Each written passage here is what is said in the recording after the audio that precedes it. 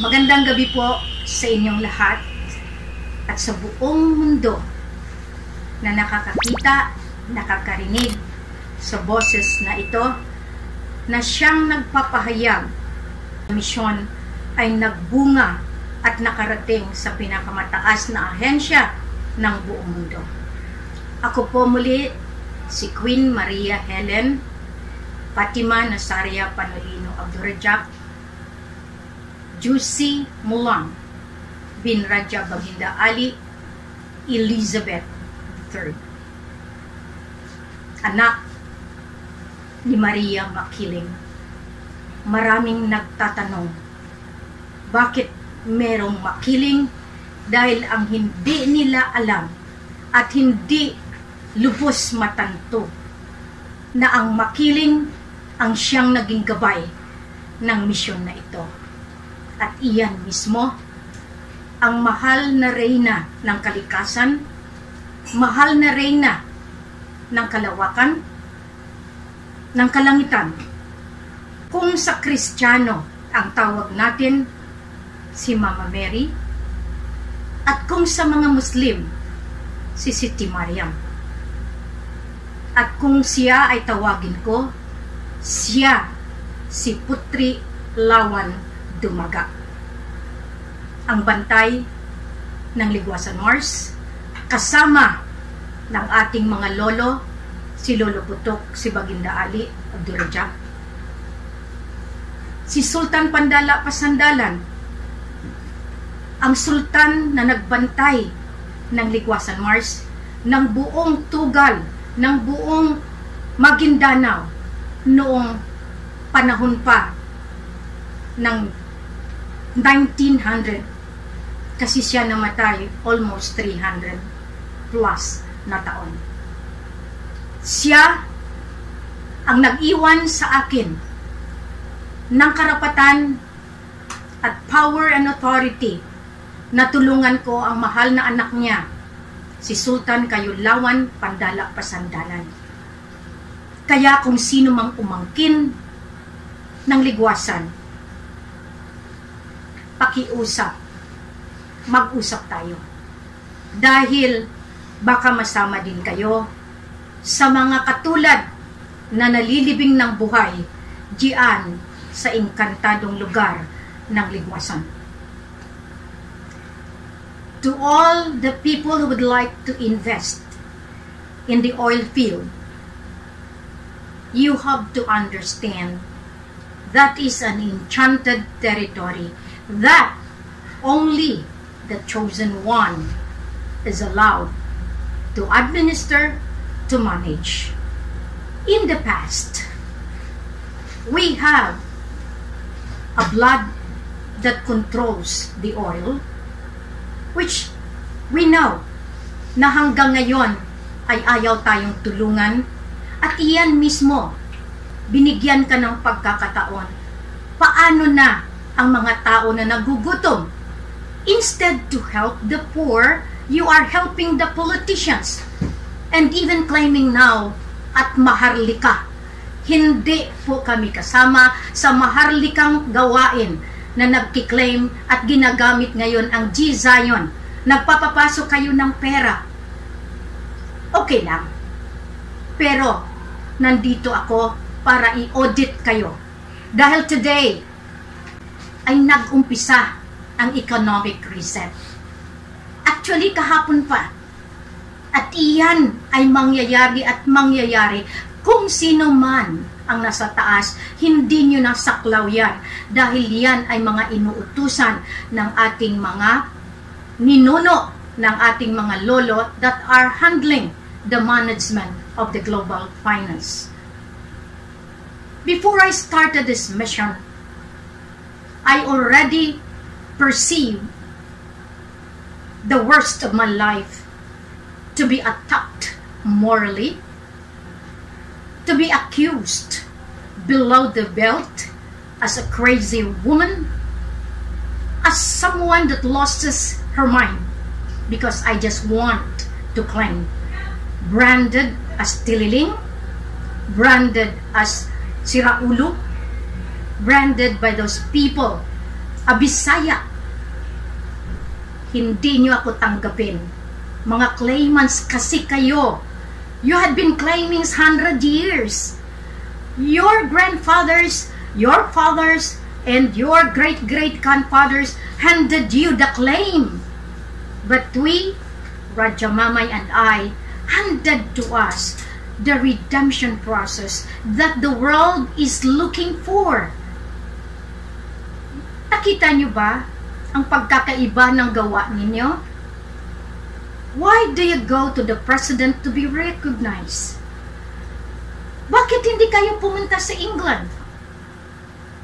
Pero kahit pumunta kayo, ipapabalik din kayo dahil mismo ang kapatid ni Raja Mamay na umangkin sa pagkatao niya, na gumamit ng pangalan ng mahal na hari sa Malaysia, Gamar bin Abdul Gapar, kasama na ang ex-wife, si Norina Suhaili, na nakarating mismo sa ating Prime Minister sa Malaysia na ngayon ay nag-resign na dahil nilaban ko na mali ang kanilang kinampihan at mali ang pag-claim ng kaperahan ng walang basbas sa royal family. The global mission of this is to resolve the global finance, the global climate change, the warming. In all my books, in all my writings, it is stipulated one thing: justice to the last monarch, Sultan Jamalul Kiram II. Iyan mismo ang uncle ni Raja Mamay, kapatid ng tatay niya, ni Dr. Abdul Ghaffar Abdul Razak. Siya ang nag-handed ng power and authority kay Raja Mamay bilang tagapagmana dahil hindi pa tapos ang Mapilindo. Ang Mapilindo ay tinaguriang loan agreement between Malaysia, Philippines, Indonesia, Singapore, Brunei, at saka pamamahala ng England. The Queen of England is very important in this matter because this is the treaty that has been done by the royal family and given that authority to the Mapilindo countries. Other than that, alam natin na mayroong Carpenter Agreement, no, na-abrogate yan ang Bates-Kiram Treaty dahil nga tinagurian nila na hindi angkop ang katalinuhan ng sultan. Kaya nanalo ang personal advisor si Haji Buto. Si Haji Buto, Amerbangsa Amirul Umrah, yan ang personal advisor niya. Royal blood from Tuli-Tuli, Indonesia. Ngunit naging sakim sila dahil gusto nilang mamuno at dahil ayaw nila ang pamamalakad ng sultan. So, pinatay nila sa kudat. Ngunit mas malalim ang napag-alaman ko at sa pananaliksik ko na ang pinatay nila ay iba at pinaupo pa rin nila ang sultan. Kaya hanggang ngayon, you adulterated the historical accounts to suit your whims, your caprices, para maprotektahan ninyo ang vested interest ninyo diyan sa kayamanan at sa kaharian. Pinatay nyo na kami many times. My lineage has been there all along. That's why we are the dormant kingdom. We never been extinct. We waited until the treaties are gone. The expiration of Carpenter Agreement, March 22, 2015, because it was signed in March 22, 1915. That is a 100-year treaty with America. Na ang nagsalo niyan ng mga transaksyones mula nung pinatay nila si Jamalul Kiram II ay mismo si Haji Buto, na yan ang kalaro ng Amerika. Na yan mismo ang kalaro ng opisina ng Presidente ng Pilipinas nung kapanahunan pa ni Ferdinand Idralin Marcos, na yan ang isa nakasama dahil ang original na gumawa ng 7 katauhan ay buhay, si Prince Chua Tai Lee. Alam naman natin, kaya kayo na hindi nyo alam ang pinakalalim ng historical account, huwag kayong basta-basta puhusga. Dahil ito ay may pinagmulan, ito ay inaalagaan, at ito ay hindi para sa amin, kundi para sa sangkatauhan. Kung ako binuhay ng Diyos, ng Allah, may dahilan. May dahilan lalo kung bakit ako pinalaki sa kumbento. Naging madre, kasi kung hindi ako madre, hindi ko nalaman ang buong katotohanan na ang humawak ng kayamanan ay ang Vatican dahil kay Padre Antonio Diaz alias Severino Santa Romana na siya mismo ang inutusan ng Europe, ng Italy at that time. Pari siya, pero ang mission niya is to find the owner of the wealth of the Sultan Sulu. Nagtagumpay sila, siyempre. Hinimok nila ang utak ni Jamalul Kiram II na i-transfer ang 617,500 metric tons of gold and a lot of diamonds to Manila. Dahil that was the advent na magkakaroon ng World War I. Itong World War I, World War II, and itong COVID na ito is part of the game plan of the royal families that are on the other side. Ibig sabihin, ang royal family, merong dark, merong white. So, in other words, lahat itong pamamalakad, kailangan natin i-rectify. Rectify the history of the past. Rectify your hearts and your soul. Because dito natin makita kung paano natin magawaan ng paraan na maayos natin ang kayamanan. Kami ni Radya Mamay, lingid sa inyo. Nagtatrabaho kami. Kaya nga, dito natin makita kung paano gumalaw ang mali, ang sumusuporta sa konspirasiya, dahil lahat iyan binaybay natin at nilagay sa testamento. The PGMA Bush Conspiracy, iyan ang maganda dahil si mismo ang kanang kamay ni Miss Wari ang nagbigay niyan sa akin. At iyan ay talagang to the letter na ini-impose nila up to Sabah kung paano i-take over ang kaharian na magiging Kristiyano lahat at i-annihilate ang mga Islam. Well and good, pero as long as there is sun and moon, you can never kill the lineage. You people, you claimants that really attack my morals and my spiritual life, hindi nyo rin kakayanin dahil ako rin ang uusig sa inyo. My queenship, my mandate is from God, is from Allah.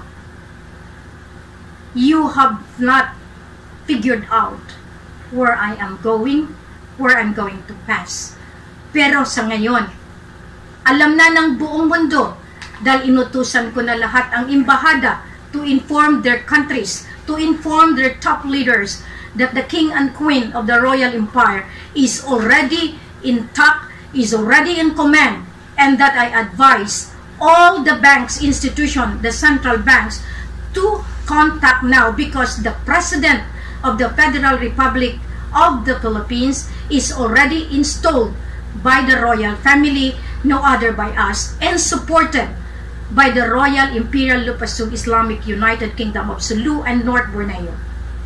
Hindi lang kami pipitsugin. Hindi lang kami katulad ninyo na akala ninyo MILF, MNLF. Yan lang ang sundalo nyo. Subukan ninyo ang sundalo na nag-alyado sa atin. Mismo inkantado yan. Hindi nyo ba alam? Patunayan ng Department of National Defense. Kasi ako kausap ko ang mga opisyalis before. Ang dami-dami ninyong pumasok. Isang kabayo lang na itim ang kalaban ninyo at kayo ay natitepa. Bakit? Dahil yan ang mga sikreto ng Ligwasan Mars. Yan ang hindi ninyo alam. Nag-program kayo ng 44 supplements, sinakripisyo ninyo. Bakit may Amerikano dyan? Nung panahon na yon, tinago ninyo lahat iyan because that is the conspiracy. Bakit ang Marawi Seeds? Dapat how many days lang yan. Pero nagkamali ang pag-declare ng martial law. Dahil ang hindi nyo alam, may panangga palagi si Queen. Dahil ang tao dyan ay hindi ordinaryong tao. Mga nilalang na yan ng Encantado, ng tinatawag natin mga Lemurian people. So please, this is the game of the spirit. It's not the game of the general anymore. This redemption process that has been asked to you, dito na natin makita. Kahit anong punta nyo sa iba't ibang bansa, G-Sion, you are circulating the currency, I am still here. I can still kill your program. Why? Because the people that you are getting are also my people. And I am here to tell you, Maharlika group is not my group. Because the group that I am trying to tell you is the group that God Allah mandated to bring peace, prosperity in the land of promise. Marami kayong nagsasabi, kayo, pues, kung kayo nga, na kanina lang kausap ko si Jane Cathedral. Si Jane Cathedral, yan ang inutusan dito para sirain ako. Sino? Si Eduardo de la Cruz? Sino? Si Antonio Aquino? Sino? Sino sa inyong nag-utos sa kanya? Dahil dyan ko kayo titikisin. Rectificatory form of government is only from the royal family. It's not at all from any government. One thing I could guarantee you, in 1973, naamyenda nyo ba in 1986 ang federal governance? Wala. Kaya ako lumalaban. You all constitutionalists from UP, all of you, I challenge you, find any amendments from 1973. You had been working as a revolutionary government. That's why, hindi nyo pwede sirain si Miss Wari. Dahil from UP, sinira ninyo ang mga attestation, mga dokumento. This is a program. Pero ang hindi nyo akalain, nakalabas kami. Nandito ako para ayusin, rectify the historical accounts. Kasi doon sa taas, inaayos ko pa rin. Kahit anong gawin nyo sa lahat ng bangko, walang balor ang bangko kung walang backup. Nandito ang backup sa atin. Pasalamat tayo sa totoong Apulakay. Si Prince Chuataili, dugo ng China. Kaya hindi kayo dapat nagsasabi na binenta kayo sa China. Long time immemorial. Ang China Sea, na yan ang mga lolo sa kabila, at ang Sulu Sea, yan ang nag-aayos ng buong mundo. 54 countries, yan ang binigyan ng independensya ng Lupaso.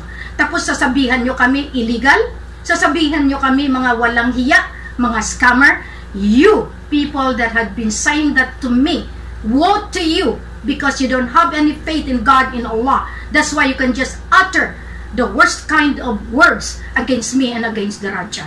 Alalahanin ninyo, kasama nyo si Alnas, alias Anas bin Abdul Ghaffar, na yan ang magpatunay dahil nakalkal ko mismo sa system ng Malaysia kung paano ninyo binaboy ang totoong tagapagmana. The chosen one is chosen by the Father, chosen by Allah, by God. Now all of you Marcoses, I ask also Kuya Rene Clemente to gather you all. And to the Kiram side, I already asked Haji Nasser Sangkula and all the elders, Dr. Muksan, to gather you. Because kung kayo ay pupunta doon sa taas, sinisigurado ko, ipakukulong ko kayo. Dahil tapos na ang mission na ito. You put me in this category. Tiningnan nyo akong maliit. Totoo, maliit ako. Mababa, pandak. Pero ngayon, pandak sa pandak. Normina Hassan, please, stop. Stop now. The COVID is over. Tomorrow, nothing. Because the world, the intergalactic power is already over. This is a test of a lifetime of your spiritual life. You had been given the chances. You had been given the opportunity to help us. Pero anong ginawa ninyo? Nasaan napunta ang proceed ng Malampaya, Madam President? You are still the President. As President Marcos on the finance is still the President since 1973. Pinatalsik nyo lang siya since the time that he's seated. Alalahanin nyo, ang martial law is different from the real ones. Kaya nagkamali kayo ng pag-akala. Martial law has been done by the people behind pero hindi si Chua Tai-li. Kung nagkabali si Lolo Pacifico, kasi siyang namahala, dapat makita nyo ngayon na pinag-iisa ko, hindi ito pang-awayin. Ang angkan ay may dahilan. Kung ginawa niya yung 7 mukha, may dahilan. Dahil kailangan niya i-secure ang kayamanan dahil din sa komunismo. Pero pag-aralan niyo mabuti, lahat iyon gawin niyo ng positibo. Dahil may Diyos, may Allah na lilitis sa inyo. Tapos na ang paghari-harian sa mundong ibabaw. Tapos na ang power and authority given to Satan. Tapos na dahil nadeklara na ang divino gobyerno. Who am I anyway? Tinitingnan niyo palagi yung kaliitan ko. But you never see the power of God in me. Can you do what I have done? I challenge you all claimants. Na yan ang bumababoy sa Facebook. Yang si Sabunal na yan, I will find you because you will face me because of the truth that is in me. Justice will be served through rectification. Why there is rectification? Para maayos. Martial law cannot dissolve that. Revolutionary cannot dissolve that. Who can dissolve that? God, Allah. Kaya yung nandito sa akin noon, lalo na yung mga dinala ko, akala ko kasama ko kayo, pero kayo palang mga anay. Kayo palang kasabwat ng dahil sa kukunting pera. Ngayon, paano kung ako ang merong quadrillions? Paano kung ako ang binigyan ng Diyos? Mag-ayos. Paano kayo? I will not claim at all. But I am here as the servant of the poor, the servant of God, Allah. Kaya nga, tingnan nyo ang pamumuno nyo. Sino ang mga kasama nyo? Drug lord. Gambling lord. Oh, mas maganda, praise the Lord. You had been praying and yet behind you, sino ang mga kasama nyo? Nandyan yung the Lord of the Ring. Nandyan yung tinatabi natin. Sino kayang pinakahari ng 4 ng mga identities na ito, ng mga entities na ito? Meron. At yan ang dapat ninyong hanapin. Akala ninyo madali maging leader? At akala nyo, pag nakapasok kayo dyan, utusan kayo ng Satanas. Dahil gusto ninyong pumatay, gusto ninyong apihin, gusto ninyong to oppress and to suppress. Ngayon titingnan natin. Barangay base. Dahil yan ang inutos sa inyo. Ngayon itong ginagawa ninyo, pinapapatay niyong tao. What is the backup? Yung 10 billion na nanggaling sa pugo, kung sino man nagbigay niyon, ibigay niyo sa tao. Alam namin lahat ang system na pumapasok dito. Kaya nga inutos ko rin. Ipalabas niyo yung intelligence funds, yung revolutionary funds, yung counter-insurgency funds dahil napakalaki yan. Dahil yan ay programa ng CIA, programa ng FBI. Sino ang kasabwat dito? Yan ang dapat ninyong titingnan. Wala ng authority ang Amerika, kaya nga sila mismo tinamaan ng economic reset ngayong araw dahil hindi sila pwede makaprenta ng currency nila without passing through the Sultan of Sulu and North Borneo, and the Queen is here to have that. You go to Queen of England because Queen Mama will ask you to come to me. Have I made any misrepresentation? No way. I have my power, I have my authority, because from the day I was born, I am born a leader, I am born a queen. I have been running away, yet what God, Allah, made me is to go back. Kailangan magtagpo kami ng anak. Anas, kung murahin mo ako sa Facebook, hindi mo alam, kaya kong ilabas yan lahat. All of those, kaya kong kausapin si Mark Zuckerberg. Pera-pera tayo. Paano kung may pera na ako sa lalong madaling panahon? Di ba iiyak kayo? Kaya Jane Cathedral, never utter a word kung hindi mo alam. Napilitan akong ilabas ang pangalan mo dahil ang kasiraan ng lahat na ito. Lahat, meron akong programa. Sinong sumisira? Dahil sa BARM. Sinong sa BARM? Sila yung mga nakapwesto sa posisyon. Dahil sila ang may maraming lupa. Sila ang may maraming korporasyon. So they have to guard their interest. They have to guard and protect yung gambling nila. I-protect nila yung kanilang mga business na mga pailalim na ginagawa. This is not the way that we asked for. We want to return it back to the poor. 10 years, kayo, parang utusan nyo si Queen. Matagal na yan. Pastor Bagando, once again, I tell you, pumunta ka na sa akin. Lahat ng kasiraan ginawa nyo, mga pastor na walang hiya, use the name of God. Pero okay pa rin. Kung nagagalit ako dahil sobra na, mabait ako sa mabait. Pamilya ko, lahat kayo na umalipusta sa akin.